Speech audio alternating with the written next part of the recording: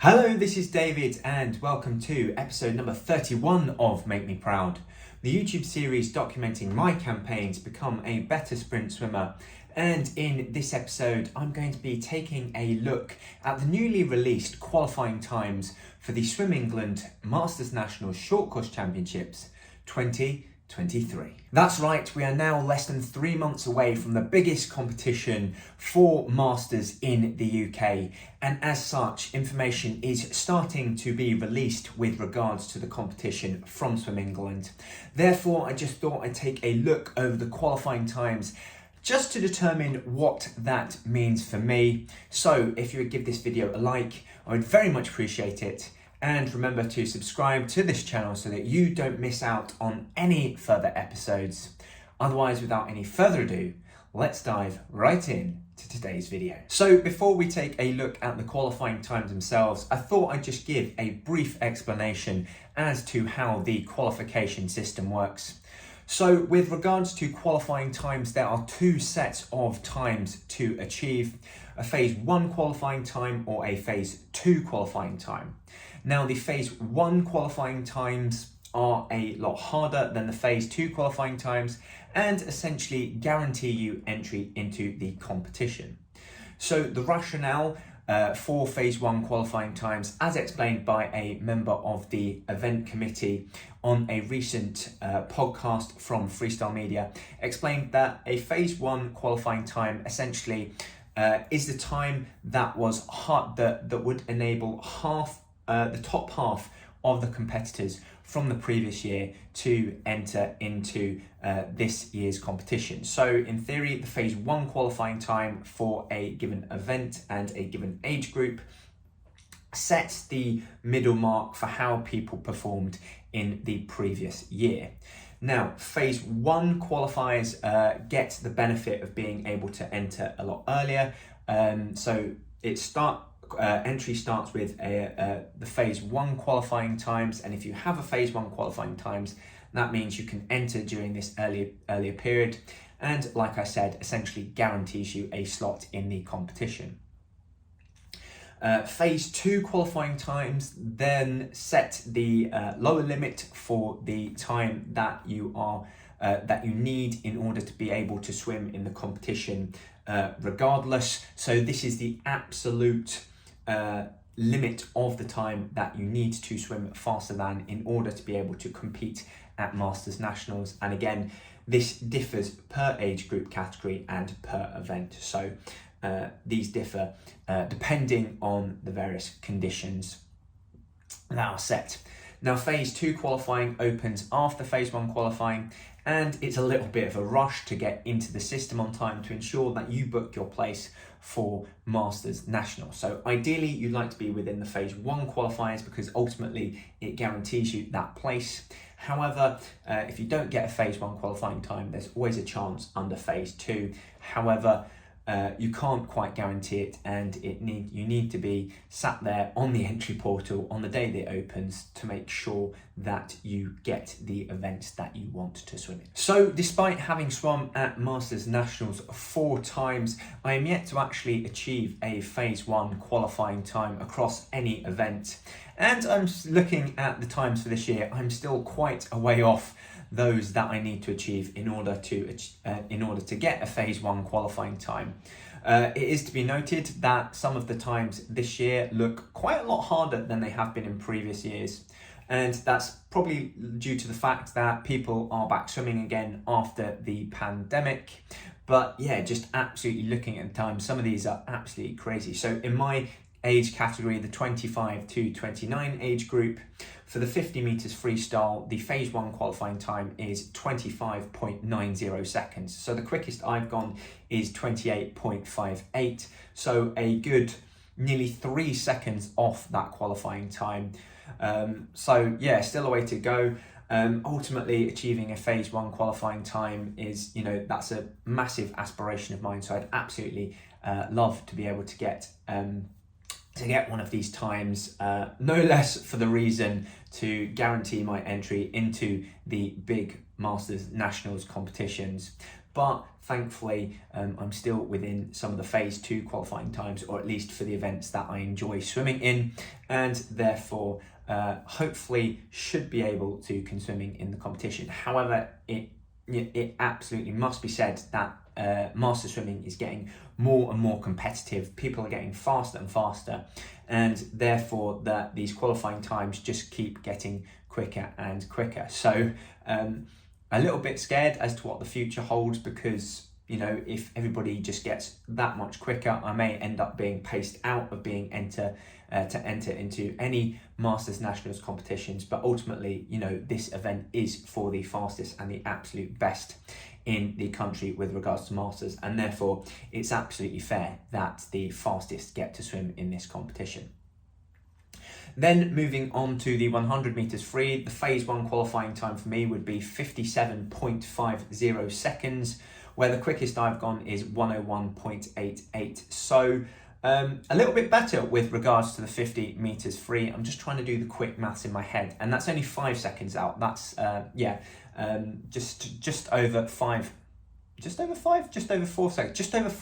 out with regards to that time. 4.38 seconds out. So with regards to the 50 meters free, I was 3 seconds out. So double that 3. That would mean for the 100 meters freestyle, I'd probably expect to be about 6 seconds out. However, only 4.3 seconds out in the 100 meters free. So that would ultimately say that I'm a better 100 meters freestyle swimmer than I am a 50 meters freestyle swimmer. So that is probably the one that I'm going to crack first, if any at all. Then moving on to the 200 meters freestyle. Now this is the event that I probably only swim once a year at Masters Nationals, and I typically only do it if it's scheduled nicely. So ultimately I get all my preferred events out of the way, and therefore it's just another extra little event that I'd enjoy doing on top of my regular events. So the phase 1 qualifying time for the 200 is 2 minutes and 7 seconds flat. So I'm absolutely miles off of this one. My best is around just over 2:22. So that is a good 15 seconds off that one. So multiply the 3 seconds of the 53 times 4.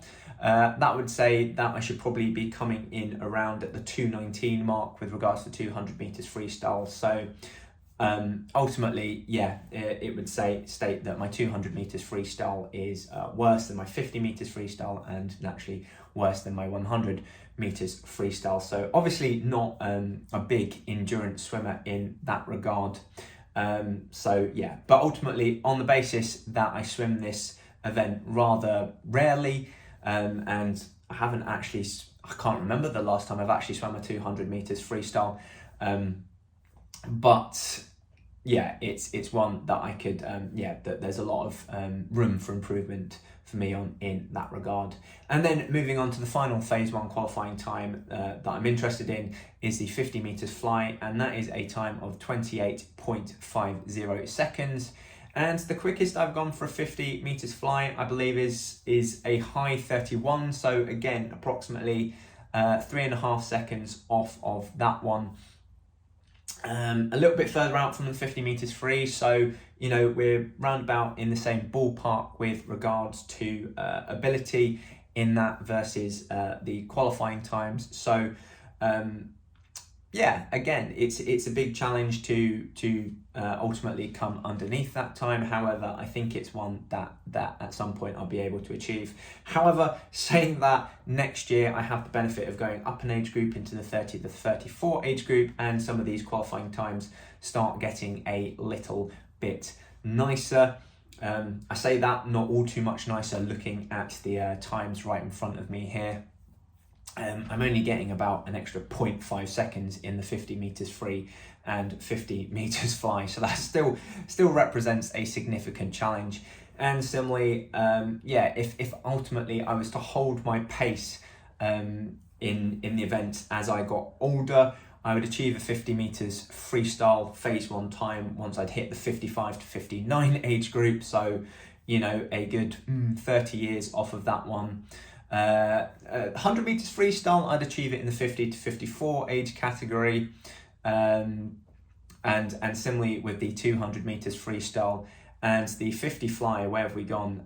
Yeah, again, that's the 50 to 54 age category there if I were to hold those times. So I'm quite far off a phase 1 qualifying time.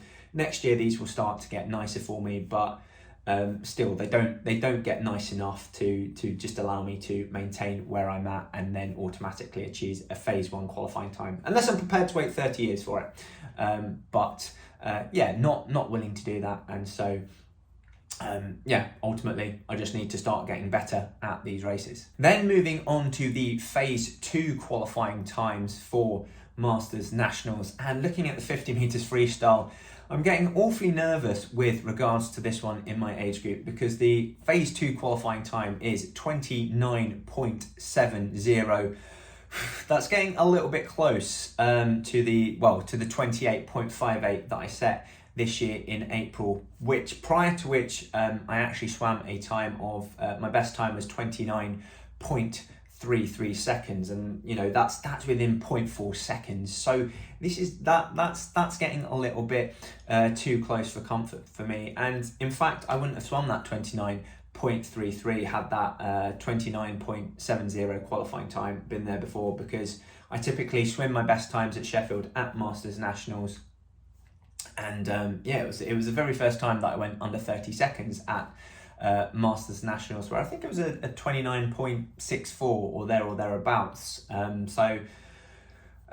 Yeah, but my previous time before that was probably about a 30.4 ish outside of Masters Nationals. So wouldn't have made that sub 30 time prior to this. So that's yeah, a little bit scary in that regard. However, thankfully I'm on the up. I'm starting also to get older, and so these qualifying times are going up. So again, I need to worry about it a bit less in that regard. However, still very close for comfort in the 50 meters freestyle.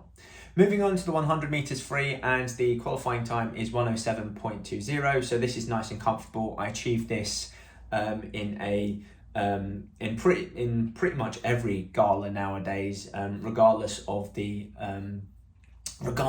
sophistication of the equipment and the pool. So not too worried about that one. I've got the time anyway, and for all these times I've got the time anyway, so not too worried about that. But just for future competitions, yeah, just making sure that these aren't getting too low as to mean that I can't actually swim the event at Masters Nationals.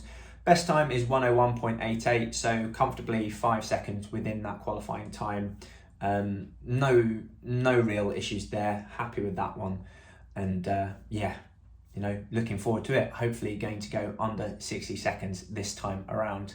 Then the 200 meters free, because the endurance events, yeah, they just give you more wiggle room in that regard, really. So best time is just over 2:22, and the qualifying time for this is 2:35. So well within that qualifying time, and again would typically achieve under a 2 minutes 30 seconds, regardless of the sophistication of the blocks and pool in that. So not all too worried about the 200 meters freestyle. Then moving on to the 50 meters fly, and again this qualifying time has dropped significantly to go down to a 32.3, and actually this is the one that I probably need to be most worried about in this regard, because I have been a 31 point in the 50 meters fly. However, that wasn't until April of this year in Scotland, in actual fact. So if I was going off of last year's Masters Nationals time that I swam, I wouldn't be swimming in the 50 fly this year.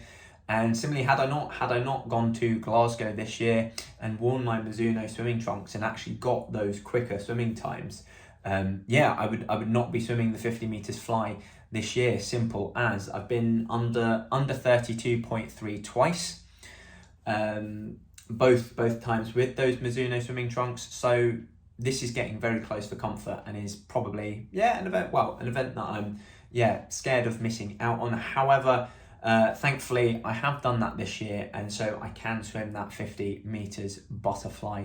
Thank the Lord. So long as I get into the portal on time, but still, again, very close for comfort. So yeah, that is how things are looking with regards to phase 2. So those how things are looking with regards to qualifying times for Masters Nationals, and across the board, I have to say that things have gotten a lot more competitive this year. That's down to the fact that master swimming is growing, people are getting faster and faster, and therefore these times just keep getting quicker and quicker, where I'm in some events at real risk of being edged out of these qualifying times. Thankfully, I'm still in the mix this year with regards to the phase 2 qualifying times, but some are getting quite close for comfort, and so I'm getting a little bit worried, but fingers crossed that will mean that gives me motivation going into this competition to really achieve my absolute best in that regard. Yeah, I have got all of the qualifying times that I want under phase 2. Under phase 1, wasn't expecting to get a phase 1 qualifying time on the basis that I was always I've never achieved one before, and I was always expecting them to get quicker this year. So yeah, that's the big aspiration for me, to get a phase 1 qualifying time. However, still quite a way to go in that regard for achieving that, but you know, really excited that I'll be able, that I do actually have the qualifying times to be able to swim in this year's competition, and so just need to be on it whenever the entry portal opens for phase 2 to ensure that I get a space at this year's competition in the event that I want to swim in. So that is it for today's video, and if you are looking to make some improvements in your swim times yourself, and believe that nutrition has a large part to play in the attainment of said improvements, then head on over to westcough.com/bootcamp and sign up for my free online nutrition bootcamp so that you can gain clarity and confidence in how to eat in order to accelerate progress towards your swimming goals. In it, I teach the 3 key nutritional principles that I followed to lose 11 kilograms in 9 months, and thereby reduce my 100 meters freestyle time from 104.95 to 101.88. I also explain what you don't have to do, such as give up carbohydrates, your favorite foods, or go hungry, so that you can focus on the things that drive progress forwards while still enjoying what you eat. So if that's of interest, head on over to westcough.com/bootcamp to learn more and enroll. Otherwise, if you've enjoyed today's video or found it helpful, please give it a like, and remember to subscribe to this channel to make sure that you don't miss out whenever I upload any new videos. They come along every Sunday at 8 p.m, so make sure to keep an eye out then so that you don't miss out. Finally, I've been David Westcough. Thank you very much for watching, and I'll see you again next time.